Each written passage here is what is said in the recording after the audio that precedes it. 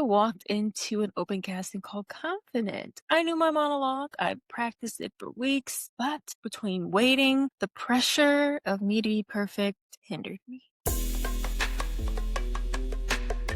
Welcome to Creative Struggles. I am Nahjalae, and today we are talking about when preparation turns into overthinking and how fear sneaks in right after confidence. All right, so before we get into the topic, the discussion today, the grind report. And it's actually going to be the same as last week. As I said last week, I booked a gig and I'm going to be filming pretty soon. I'm excited, so stay tuned for that. But on to the story time. Okay, so this is rather recent. Well, as in last year recent, as in June of 2025 BET experience. Yes. So every year, BET does the BET experience where they hold open casting calls for actors, rappers, singers, dancers, and you go and perform in front of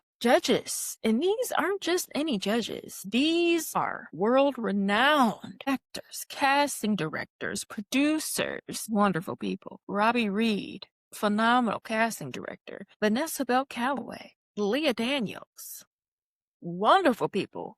Like, the list was nice, but these were the judges, so they're judging you, right?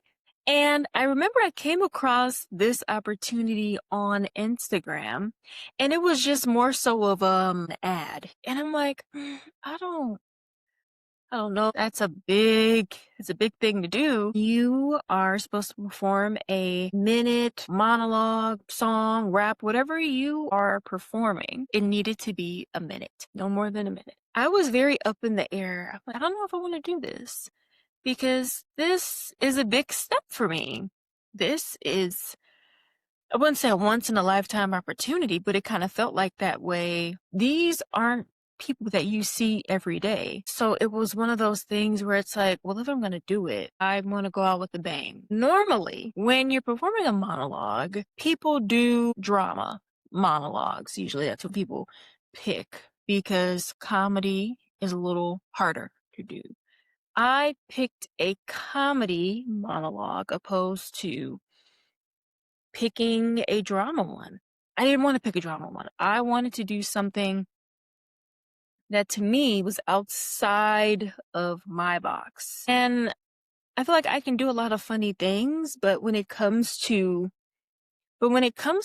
comedy, it's a lot harder because you have to hit your beats. And by beats, I mean there needs to be colors. It needs to flow. It needs to have those high moments, those low moments. It needs to have these different beats. And if you don't have the beats and you don't set up the joke in time, it's going to fail. So with all of that in mind, I picked a comedy monologue. So yeah, I think I was the only one to do a comedy monologue, but that was me stepping out and just saying, hey, you know what? I don't want to do what everybody else is doing. I want to do it this way. And if it doesn't work, it doesn't work. But if it does work, then it works. So I want to do it. I'm going over this monologue in my sleep at this point. The day of the casting call, I got up Saturday morning. They said the doors were going to open at 9 a.m. People were flying in from all over just to be at this casting call. So with all of that in mind, I said, you know what? I want to get there at 6 just to be on the safe side. I get there at 6 a.m. There's already a line halfway down the street. I'm like, wow. I'm glad I got here early because the first people that were in line, they had lawn chairs, and they had been sitting there since 10 p.m. the night before. They spent the night outside just to be in line. I'm like, man, I really hope that I get seen today because I didn't know how many people were ahead of me. But I knew it had to at least been like at least 250. I'm like, dang. Because I think I kept hearing whispers about, well, they're only taking the first 250 people. There were over 10,000 people in that line. And I was closer to, the front, but there were so many people in line to be seen, and they all weren't going to be seen. And I remember they started passing out these numbers to put on yourself. And they gave me number 234. I'll post that picture. I was number 234. I was like, thank you, Jesus. Yes, I'm going to be seen today. So, mind you, I got in line at 6 a.m. and the official doors didn't open until 12 p.m. I stood in line from 6 a.m. to 12 p.m. No bathroom break, no food, just standing there waiting because they weren't open yet. So finally around a little after 12, we get to going into the building and they split you up into 2 rooms. Each room had over 200 people in them to go on stage. You went up in groups of 5 and I'm sitting there as I'm watching everybody go up. Mind you, I'm 234. So it's going to be a minute until I get up there. I'm not even scared. I'm not shaking. I'm excited. I know what I'm doing. I know what I'm talking about. I'm ready. That's how I was feeling. As it got closer and closer to the 200s, I kept hearing, oh, they're about to call it a day after 250. Shoot. Okay. Because at this time, people were skipping. I was seeing people that had, 300, 500 stickers on their shirt. And I'm just like, why are people skipping? When it came down to my turn to come, people were definitely trying to skip. I'm like, Lord, just work it out. So I was one of the last 5 people to go on. It was my group and then a group after me, and that was it. After each person does their minute performance, they go back in line. But when it was my time to go up, I was just like, wow, this is really it. I'm doing it. I'm up here now. I have to do this. And did my monologue. And I remember Vanessa Bell Calloway said, and I quote, the monologue was good. It was funny. Could have been funnier. Work on the beats. And it's so funny because when I was in acting class, that's what I was always told to do. It's good, but just work on your beats. That was my downfall. I guess it wasn't really a downfall because she was tough on a lot of people that went up on that stage. And honestly, the feedback wasn't even bad. It was just, okay, this is nice, but it could be better. So I definitely appreciated her in that moment. But that's something where it's like, you know what? I'm going to prove that. Then I'll post at the end of this episode the monologue I did. So I'll add that in there. I didn't hear anything back, but I did get laughs. And that made me feel good because there is nothing worse than doing a comedy, anything, and it's crickets. And definitely taking what Vanessa Bell Calloway said into consideration and adding that into what I need to work on. I think that we can't be too high and mighty when somebody's actually giving us good feedback, especially when they're a vet in the game. Like, why would I not listen to her? Or anybody at the table that was judging, So I think at the end of the day, it was cool. It was nice for what it was. And I overcame a fear of just talking in front of people. I didn't even realize they were there. I was just in the zone with the monologue. Also, I probably should have picked a shorter one because that monologue is actually probably 2-3 minutes long, but I shortened it down to a minute, literally. And they were just saying in general, if you can only do a minute monologue, don't have the whole thing be a minute. Cut it down. That way you can focus on your beats. So that way you're not flying through the monologue. So, yeah. And it was funny because I was like, maybe I should shorten it right quick. But I'm like, nah, just do it. So, again, wonderful feedback, great people. So that's my story. Now let's get into when practice actually turns on you. You can actually rehearse too much to the point where now you're running your lines, your scene, the monologue, you're running it on autopilot. So at this point, you're just going with the motions. You're losing all the momentum. You're losing your beats. You're losing all of that oomph that you once had when you first started doing it because you just keep running it. Then you start to get into your head. Should I change this beat? Should I do it this way? What if this choice is wrong? What if I should do it this way? How should I act it out? And I was always told never act out what you're going to do, what you think you should do, because you don't even know what you're going to do when you hear action. You just got to let it come to you. Overthinking kills instincts. And I didn't forget my monologue. I just forgot to trust it. If you don't believe in what you're saying, it's not going to come off as authentic as you want it to be. No matter how many times you went over the lines, if there's no feeling behind it, if you're not trusting what you're talking about, if you don't believe what you're saying, it's just going to come off very monotone. That fear of showing up is your mind going blank for a second. And maybe you feel yourself having an outer body experience. I know that's what I felt when I was on stage. It was just like that moment of, as I was walking up to the mic, I felt like I was watching myself walk up to the mic and about to deliver my monologue. That's how I was feeling in that moment. And then, when you're in a casting call and you have to watch all these other people go before you just kind of sit there and listen to what, they're saying, what they decided to pick. And it's like, should I change what I'm doing? That was really good. Should I do something more like that? The judges like that. I don't know if mine is going to be right. So all of these things are going through your head as you're watching all of these people go before you. And mind you, I was number 234.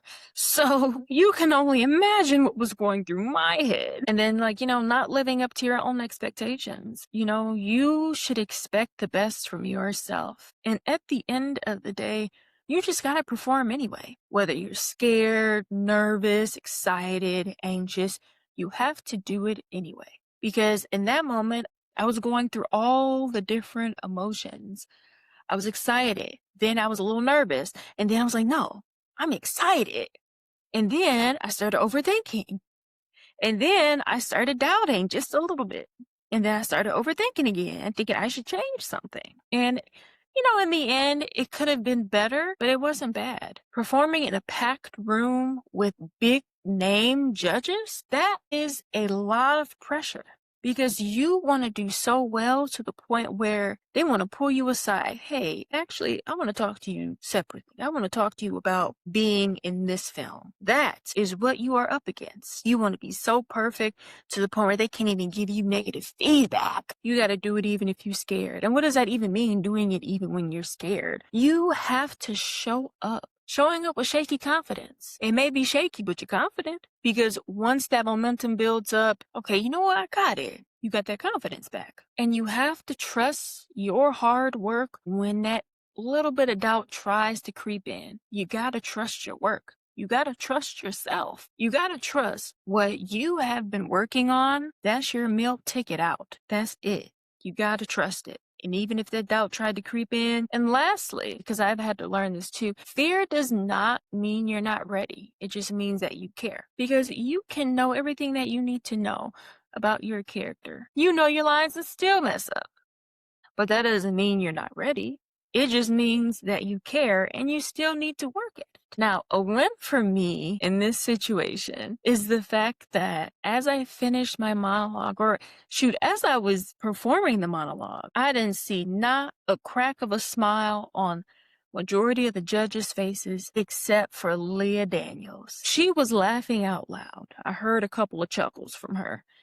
And I didn't pay her any attention because I didn't want to get thrown off. But that stood out to me because she was genuinely laughing.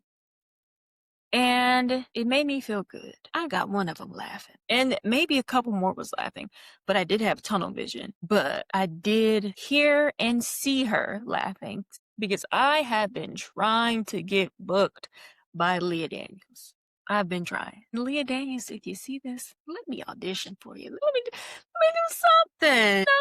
Whatever you got going on, send it to me, please, so I can get booked for a major film with your brother, Lee Daniels. Hey, man, go ahead and speak that into existence. All right. And also, a win is I didn't back out. I didn't turn around and run away. I did it, and I didn't let fear make the decision for me. And even with overthinking, I'm still capable. I think that's the thing, too. We can overthink a lot of things, but we're still capable to do a lot of things.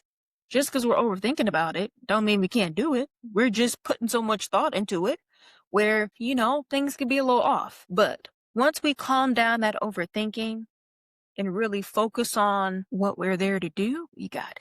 And I always try to put it in this perspective of you didn't come here to play games. You didn't come here to work all these jobs to the point where you ain't even get no sleep. You get what, 2-3 hours of sleep? You want to do that for the next couple of years? No. You're here for a purpose. Get your shit together. I'm saying this to me, not necessarily to y'all. But if you want to receive it, go ahead. But I'm saying this to me because I feel like I do let my own fear and overthinking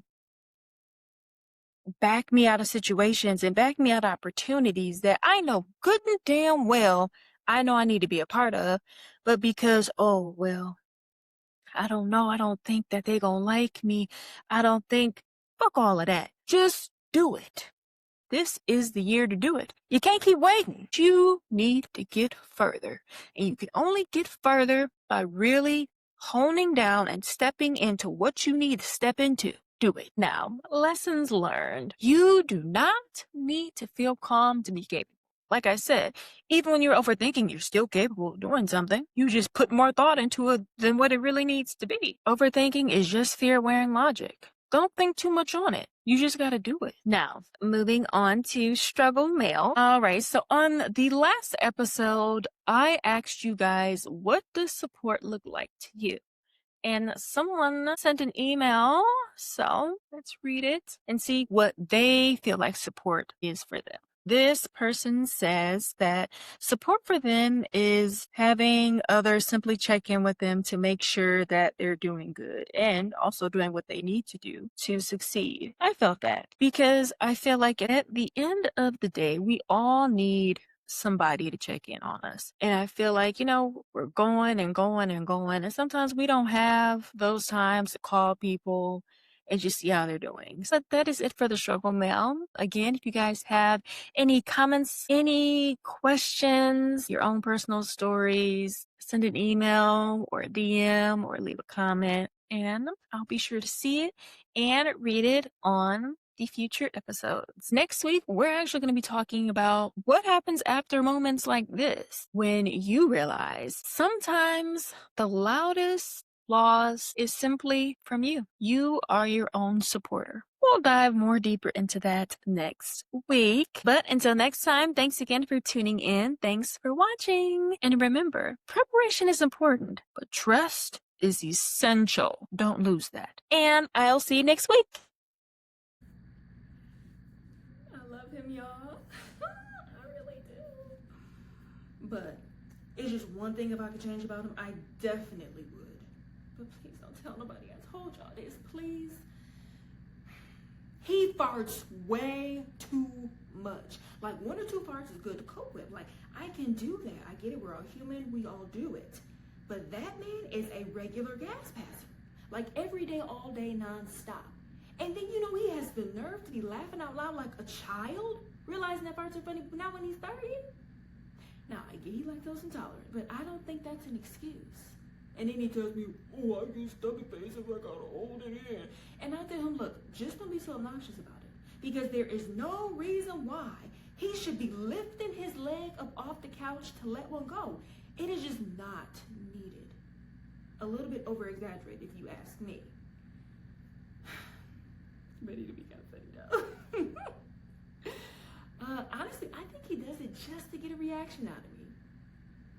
But that's my man though. And I love him through the farts, bubble guts and all. Ugh. Man, y'all just pray for me because I don't know.